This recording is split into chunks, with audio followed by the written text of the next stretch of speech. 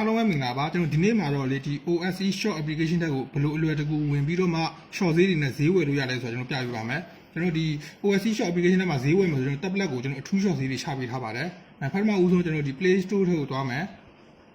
ပြီးရင်ကျွန်တော်ဒီ search ဆိုတဲ့နေရာမှာကျွန်တော်တို့ OSE ဆိုပြီးတော့ရိုက်ချမယ်ပေါ်လာပြီဆိုရင်တစ်ချက်နေပေးပါပြီးရင် install ပေါ့ကျွန်တော် download လေးကိုခဏဆောင်ပေးပါ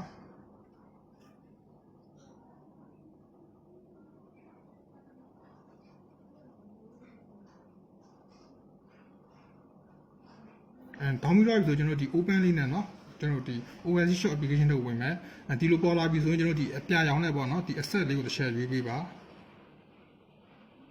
ဒါပေါ်လာဆိုကျွန်တော်တို့ cancel တစ်ချက်နေပေးပေါ့เนาะ cancel နေပေးမယ်ပြီးရင်ကျွန်တော်ဒီ application တွေကဒီ service ပေါ့เนาะ service ကိုတစ်ချက်နေပေးပါပြီးရင်ဒီမှာကျွန်တော်တို့ဒီ one key ပေါ့เนาะ one key နဲ့ကျွန်တော်တို့ဒီ login ဝင်မယ်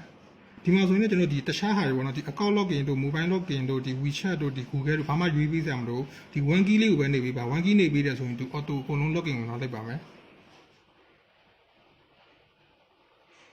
ဒါဆိုကျွန်တော် login ဝင်ပြီးသွားပြီ